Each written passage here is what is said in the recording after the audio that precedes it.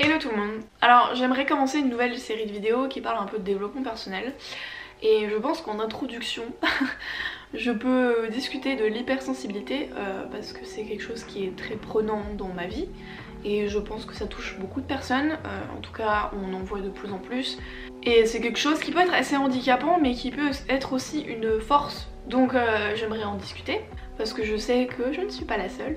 Donc c'est parti. Alors qu'est-ce que l'hypersensibilité? Je vais chercher la définition sur Wikipédia parce que au moins je suis sûre de ne pas faire de faute. L'hypersensibilité désigne une sensibilité plus haute que la moyenne, provisoirement ou durablement, pouvant être vécue avec difficulté par la personne elle-même ou perçue comme exagérée voire extrême. Alors par exemple j'ai trouvé un article qui donne les signes qui peuvent montrer que vous êtes hypersensible. Donc je vais les donner un à un et dire mon opinion par rapport à ça et ce que je ressens, enfin si je les ressens, et voilà. Ça va être plus simple pour moi de développer ensuite. Donc une connexion extrême aux émotions d'autrui. Donc c'est vrai, je suis très empathique. Que ce soit des émotions positives ou des émotions négatives, je vais ressentir les émotions limite plus fort que la personne concernée. Même quand je regarde juste des vidéos ou des émissions, je vais me sentir très connectée aux gens en fait. Enfin, je pense aussi que cette empathie marche pour moi aussi par rapport aux animaux parce que je me sens autant connectée avec un être humain qu'avec un animal. Ça peut être bizarre mais pour moi en fait il n'y a pas de différence, je vois pas les animaux. Enfin par exemple pour moi la tristesse d'un chien ou d'une vache n'est pas moins triste que la tristesse d'un être humain. Bref, je divague. En deuxième point, il y a une fatigue récurrente. Alors, et ce qu'il dit, c'est le trop plein d'émotions et de sensations fatigue mentalement les hypersensibles. Ils se sentent régulièrement vidés. Et c'est totalement vrai. Des fois, alors je vais avoir trop la forme, je vais aller en soirée, où je vais voir des potes sortir, et au bout d'une heure, je me sens fatiguée d'un coup, parce qu'en fait, il y a eu trop de monde autour de moi, trop d'interactions, trop de bruit, trop de lumière, trop de son, et du coup, ça me vide de mon énergie, je n'ai plus de force et j'ai juste envie de danser chez moi et ça m'a beaucoup frustrée parce que j'étais en mode mais c'est quoi mon problème? Mais j'étais contente d'y aller mais finalement je suis fatiguée. Voilà. Sens hyper développé, bruit, lumière, mouvement, texture, odeur sont perçus avec une grande intensité. J'ai rien à dire de plus. Pour moi les lumières, trop de lumière ça me fatigue. Trop de bruit, surtout les bruits aigus. Les bruits aigus j'en suis très sensible, je supporte pas ça. Bruit à répétition, par exemple, je vais entendre des tout petits bruits, tout con, et je vais me fixer dessus et ça va me... Enfin c'est vraiment genre tout est... Ouais bah les sens ils sont trop développés, donc ça clairement je le ressens. Grande intuition, le contact direct et puissant avec les émotions développe l'intuition chez les hypersensibles. C'est comme un sixième sens. C'est vrai, et au début j'écoutais pas forcément cette intuition, donc moi l'intuition j'utilise beaucoup par rapport aux relations avec les autres, et il y a plus jeune, beaucoup de fois j'étais en mode mais c'est juste moi qui me fais des idées, et au final je me suis dit j'aurais peut-être dû écouter mon intuition, et au final maintenant que je l'écoute j'ai plus de problème du tout avec les fréquentations que j'ai. Quand je rencontre une nouvelle personne, si je la sens c'est bien, ça passe direct, si je la sens pas je vais pas plus loin, et je me suis jamais trompée depuis, donc je pense que j'ai une très bonne intuition. Besoin d'isolement. Pour s'apaiser face aux multiples stimulations du monde, les hypersensibles ont besoin de s'isoler régulièrement. Alors moi c'est vrai sans être vrai. J'aime bien être entourée de gens mais en petit comité. En fait j'aime pas être seule complètement. Il y a des fois où j'aime bien avoir mes petits moments seuls, mais maintenant que je vais avec mon copain, j'aime bien être accompagnée de mon copain et pas sans lui. Mais après c'est vrai que si je vais en soirée chez des amis par exemple, j'ai vite envie de rentrer chez moi parce que j'ai pas envie de rester chez la personne parce que je veux être chez moi. Et s'il y a des gens, s'il y a du monde et tout, j'ai pas particulièrement envie de rester plus longtemps en fait. Donc ça c'est... Attention aux détails, les hypersensibles sont très attentifs aux détails, tout ce qui les entoure. Cela les rend méticuleux, et c'est vrai, toutes les petites choses, alors, que ce soit les détails que je vais regarder sur les gens, par exemple je remarque toujours des trucs. Ma mère, un coup je la regardais, et j'ai remarqué quand elle parlait, son nez il faisait comme ça, il bougeait. Et en fait c'est que des trucs comme ça, je vais faire des fixations sur des trucs que personne ne voit, que personne ne remarque. Et même dans ce que les gens peuvent dire, je fais aussi attention aux petits détails dans les phrases des personnes, ou même dans leur façon de parler, de bouger les mains et tout ça, donc c'est vrai. Et des fois justement je suis en mode mais vraiment il y a que moi qui vois ces trucs là, genre il y a que moi qui fais attention à ça, c'est ridicule. Et ma mère m'engueulait même parce que des fois je disais ah ta maman t'as vu tu fais ça avec ton... quand tu parles ou tu dis ça machin, et elle est en mode mais laisse-moi tranquille. Des décisions plus longues à prendre. Nous avons besoin des émotions pour prendre des décisions. Les problèmes est que lorsque les émotions sont toutes très intenses, il est difficile de se décider. C'était vrai avant, ça ne l'est plus maintenant. Avant j'étais du genre très indécise, mais maintenant, alors il faut savoir que je suis quand même impulsive et du coup mon côté impulsif reprend un peu le dessus vu que mon anxiété est moins forte, j'arrive mieux à gérer mes émotions, donc les décisions. Et justement en fait dans mon entourage, après ça dépend quel genre de décision, mais c'est vrai que par exemple quand on va par exemple au magasin avec des amis et que je dis qu'est-ce que vous voulez comme alcool, tout le monde va me regarder bah comme tu veux, je sais pas, et du coup ça... Je suis en mode bon bah on prend ça, ça va être moi qui prends des décisions. Donc voilà, ça me correspond pas trop. Émotions désagréables et contrariées persistantes. La contrariété liée aux mauvais choix prennent du temps à être digérées, les émotions désagréables durent plus longtemps, en général chez les hypersensibles. Oh là là, mais j'ai tellement d'exemples comme ça, genre par exemple il va y avoir, par exemple que ce soit la honte. Des fois je vais dire un truc qui va pas me plaire, ou je vais réagir d'une façon, je suis en mode putain j'aurais pas dû dire ça, et je vais rester bloquée dessus pendant...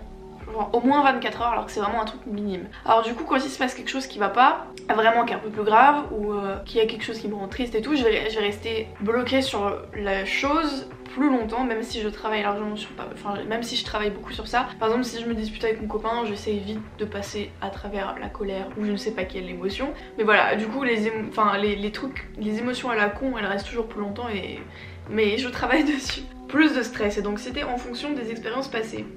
Pour la petite histoire, ma mère, quand elle m'a dit il y a pas longtemps, on en a discuté et elle m'a dit que quand elle était enceinte de moi, il y avait mon père qui faisait des crises de tétanie ou des trucs comme ça, genre en gros il restait bloqué, enfin je crois qu'on appelait ça comme ça. Et ma mère elle faisait d'énormes crises d'angoisse et je me souviens aussi d'avoir vu ma mère pendant certaines nuits qui faisait des crises d'angoisse. J'ai des souvenirs aussi d'elle en dépression, enfin bref. Du coup en fait j'ai été plongée dans l'angoisse et l'anxiété à partir du moment où j'ai été créée en fait.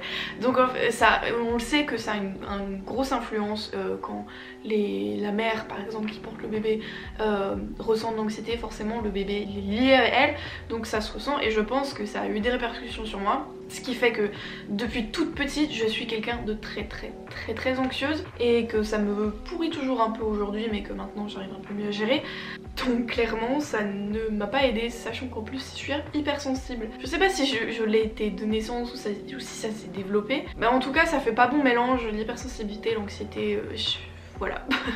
Les critiques, les conflits et les reproches blessent plus. Alors je sais pas, je pense que de base je suis quelqu'un qui est très fier, donc même si je suis blessée je vais pas le dire, mais c'est vrai que je pense inconsciemment le garder vraiment très longtemps au plus profond de mon crâne. Par exemple les trucs tout con, c'est que quand mon père me disait tu vas rien faire de ta vie, tu vas être femme de ménage, tu fais rien, tout t'es nul, c'est des choses qui m'ont beaucoup blessée et qui maintenant je suis passée tout complètement outre, mais sur le coup ça m'avait énormément blessée, mais en même temps c'est normal.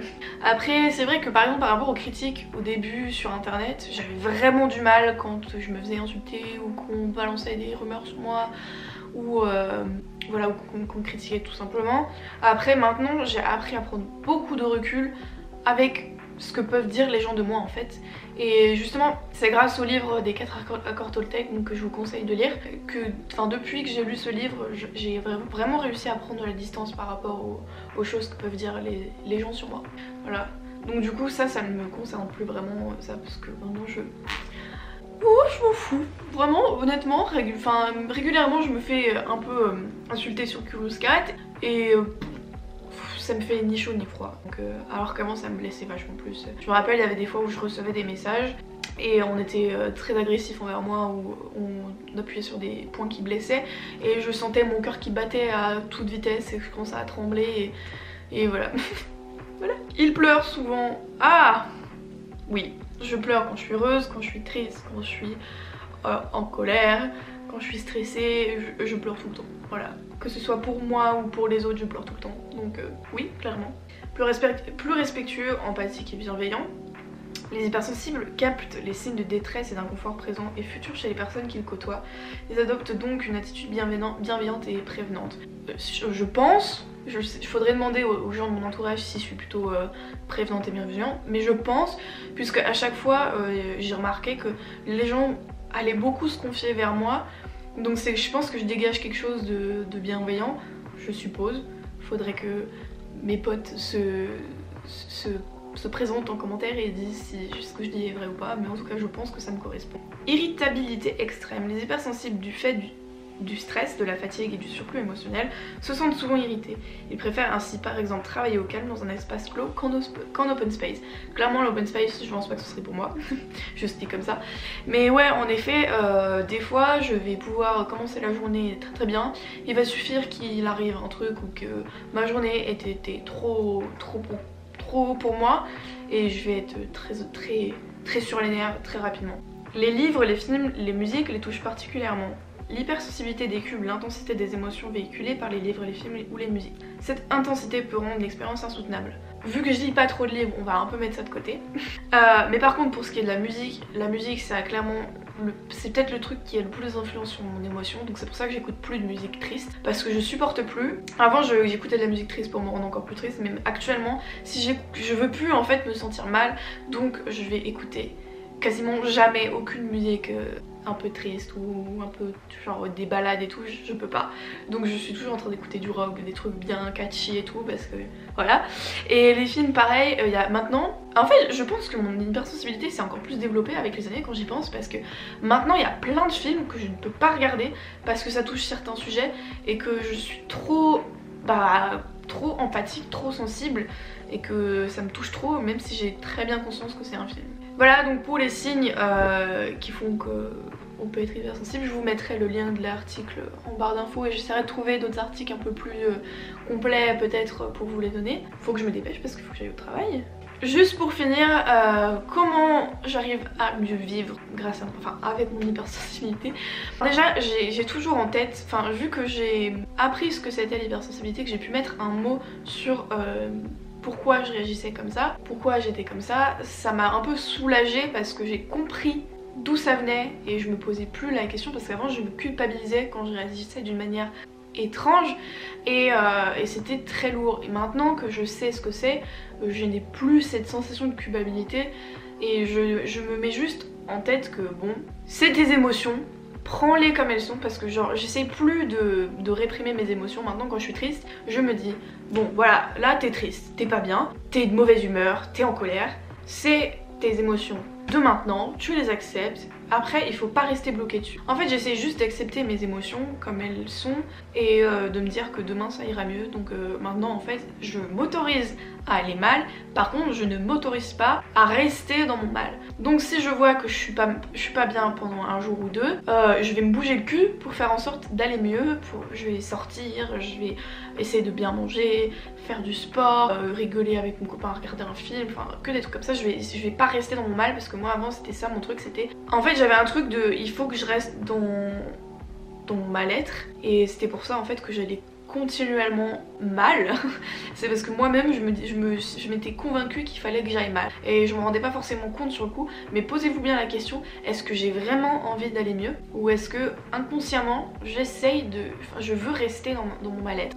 L'inconscient a beaucoup de puissance et si c'est ancré là-dedans, on se rendra pas forcément compte, donc c'est pour ça que c'est un travail à faire sur soi-même. Et ensuite ouais, j'essaye d'utiliser cette sensibilité pour une bonne cause. Donc par exemple moi c'est d'aider les autres comme je peux, donc je veux pas me prendre pour l'abbé Pierre ou je sais pas quoi, mais voilà, j'essaye d'aider les autres. Quand par exemple on m'envoie des messages, je réponds toujours. Quand on essaye de me poser des questions ou de me demander des conseils, même si je suis pas forcément d'humeur, j'essaye toujours d'être la plus agréable possible. Et maintenant je travaille sur le fait de au lieu de m'énerver envers les gens, j'essaie de parler calmement. Un exemple tout con, sur ma vidéo sur les mutilations, j'ai eu un commentaire de merde. J'aurais pu m'énerver et l'insulter, et en fait je lui ai fait un énorme pavé super pédagogue et sans colère, et juste avec... J'ai juste dit les choses pour lui expliquer, voilà. Et en fait j'essaie vraiment de réagir comme ça maintenant. J'essaie d'avoir plus de compassion envers les gens et d'être plus compréhensive et de me mettre encore plus à la place des autres. Et vu que de base je suis vraiment beaucoup comme ça, en fait c'est peut-être plus simple pour moi de me mettre à la place des autres. Je sais pas si c'est très clair ce que j'essaye de dire. Voilà. J'ai plus grand chose à dire et il faut que j'aille au travail, je pense. Voilà. Donc si vous vivez mal à cause de votre hypersensibilité, sachez juste que c'est pas grave, que vous n'êtes pas bizarre et que en fait c'est une force, donc on n'en a pas forcément l'impression, mais c'est une force qu'on apprend à utiliser en fait. Imaginez que vous aviez un super pouvoir beaucoup trop puissant pour vous, et bien en fait c'est juste de l'entraînement et de la persévérance et il faut juste apprendre à gérer tout ça et ça prend du temps et je pense que pour pouvoir apprendre à gérer tout ça c'est beaucoup de travail personnel sur soi-même. Donc c'est pour ça que pour moi les choses comme les livres de développement personnel ou même des vidéos, le yoga, la méditation, le sport, pour moi tous ces trucs là en fait c'est des outils qui peuvent aider les personnes hypersensibles comme moi ou comme peut-être toi. Donc c'est important de prendre conscience qu'il y a des outils pour ça et de commencer à les utiliser et de surtout pas se laisser manger par ces émotions qui sont, je sais, très puissante et très difficile à gérer. Voilà, c'est tout pour cette vidéo. Je sais, j'ai l'impression d'avoir été super pas claire comme d'habitude. Donc si vous avez des questions, eh bien n'hésitez pas. Je vous fais des gros bisous et à très bientôt. Bye bye.